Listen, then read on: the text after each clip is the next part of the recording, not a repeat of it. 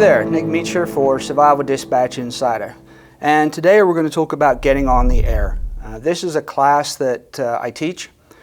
We get a lot of questions from new hams. What do I do now I've got my license? And so there's a few things we're going to talk about that you need to understand. Makes it easier to get on the air, and so you can push up that button the first time and put your new call sign out there. So a couple of things we're going to look at, some terminology, and talk about repeaters and some other radio specific things that might be useful to know. So let's talk a little bit about terminology. So the bands that you most commonly have access to with your technician license are the 2 meter, the 70 centimeter, and the 1.25 meters. 2 meters VHF, 70 centimeters, sometimes called 440, and the 1.25 meters, sometimes called the 220 band. That one is less used. There are areas that have 220 repeaters up, and there's areas that don't. Most commonly, you're going to find 2 meter and 70 centimeter repeaters around your area. And so you'll need to look those up. Repeater book is a good place to go to find them. Their app will tell you what's nearest to you based on your location of your phone. Works really well. Or you can go to the website and look for areas where you have repeaters. So you have repeaters which are duplex. That means you talk in, it talks out at the same time. Or you can go simplex, which is direct radio to radio. So I have a radio here and a radio here, and they're talking to each other. If I'm on a repeater, repeater's up here, I talk to the repeater, repeater puts it out over a wider area. So big difference in distance that you can make. Let's see, continuous tone coded squelch system, CTCSS. That has a number of different names. Some are initially were proprietary. Tone is the most commonly used shortcut for that word. Sometimes it's called PL. That was a Motorola term. It's a subaudible tone that you don't hear, but it's sent along with your radio signal and allows the repeater to hear you. Without it, the repeater may not work. Most repeaters these days have a tone on them, and the purpose is to stop interference from other local transmitters that might be nearby. Again, if you look at the mind map here, you can see there's some of the other names that it's known by, but it's all the same thing. The other version is a digital one. It's called digital coded squelch, or DCS. Again, it has some proprietary terms, but its function is the same. It's to stop interference on a repeater. And we're also going to talk about analog and digital in a moment. But analog is your most commonly known repeaters out there. Digital, there are some specific digital ones, and we'll talk a little bit about the different ones when we look at the other side of the mind map here with some of that stuff. So, repeaters. Repeaters are what you're going to use most of the time. They allow you to talk a much greater distance than your handheld is going to allow you. There are analog repeaters. Some of them are standalone. That is, there's just a single repeater. Depending on where it is, it might cover a wide area. Where I'm from, Colorado, we've got some that will cover all the way up to Wyoming and all the way down to Albuquerque, pretty much the entire state, north to south, on the eastern side of the Rocky Mountain Range. So again, it's all about location for a repeater. There are some that are linked. That is, you have a series of repeaters that are linked by usually microwave, but it could also be by another signal, and they're linked together. In Colorado, we've got a couple. One's called the Colorado Connection, and there's about 15 or 20 repeaters across the state. Down here in Florida, I think it's called SARnet, has I think 20 or 30, I took a look last night, repeaters that are all linked together. So you can talk across the state on a handheld radio. Great for emergencies, or great if you want to talk to your buddy that's the other end of the state. So again, look that up. That repeater book function I mentioned, I think I've mentioned before. If you go to that for your state, there's a function that allows you to see linked repeater systems. There are some that go across multi-states. So again, depending on where you are, different options that you have. Digital repeaters, fairly new. Some of these have been around for a while, some of them are new. So one of the older ones, for example, was D-Star. It was developed initially in Japan. It's an open source, although I won't say it's proprietary, but it's open source. It's a digital form of communication. Originally it was ICOM that made the radios. Now Kenwood also has one that has that feature in it, capability in it.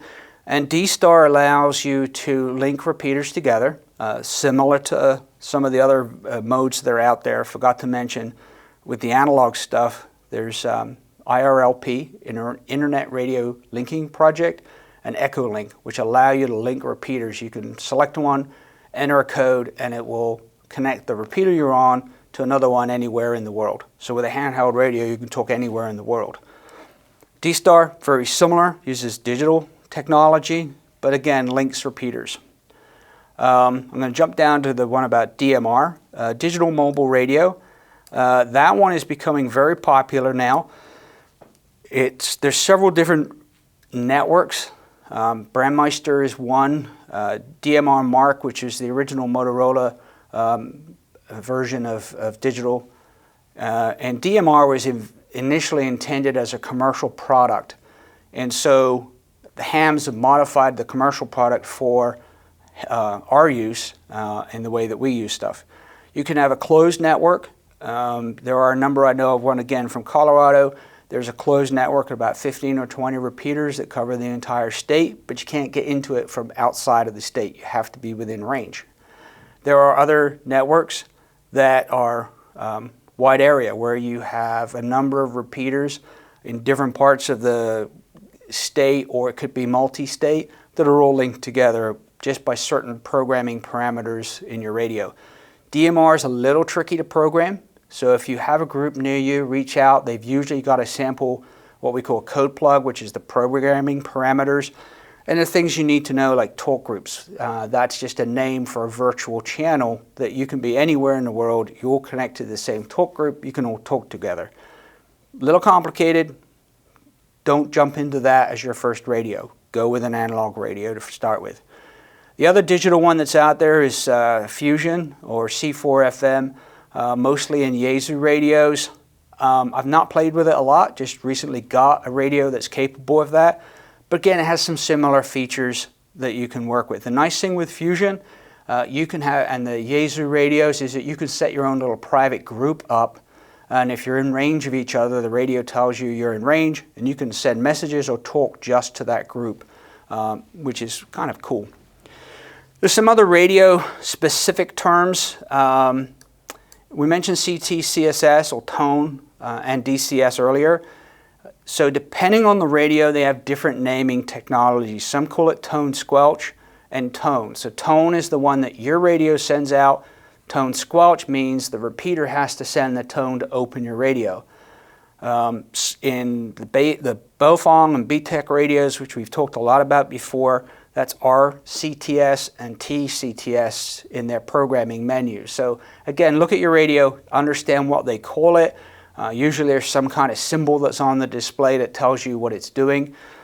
I would always suggest not using tone squelch to start with. Otherwise, if you set it wrong or that repeater doesn't actually send it, you're not going to hear anything on that repeater. People are talking, you can't hear anything. It's one of the common questions we get. Well, I've got the repeater programmed in, but I can't hear anybody. The little light's flashing, and usually that's my question. Do you have the tone squelch on? Turn it off. I only use it if you're finding you get interference from other stuff. Some places use that as a form of alerting. You can set your radio that the squelch is on, and the repeater only sends the tone out when there's an emergency. I've known that with places that have weather nets or Skywarn weather spotter nets. They turn that tone on when there's a need for that service or emergency. So you can have your radio in the middle of the night, it's quiet, nothing's going on. But if they change the repeater function that's sending that tone out, your radio suddenly comes alive. So again, some terminology, understand it. Repeaters, program your radio, find a club or some people that will help you. There's usually tons of people out there. Find a Facebook page or their web page. They'll have all that information about programming your radio, what you need. Understand what your radio terminology is for those features. And most radios you can program from the keypad or display, except for the digital stuff. That's a little more complicated to do. Don't be afraid to get out there and get on the air. Most places have nets. On or at least one night a month or one night a week. Listen to them, and then just get out there. Put your call sign on the air. That first time you key up, always remember, key up, wait a second before you start talking. That gives the time the repeater to connect, especially if it's a linked system.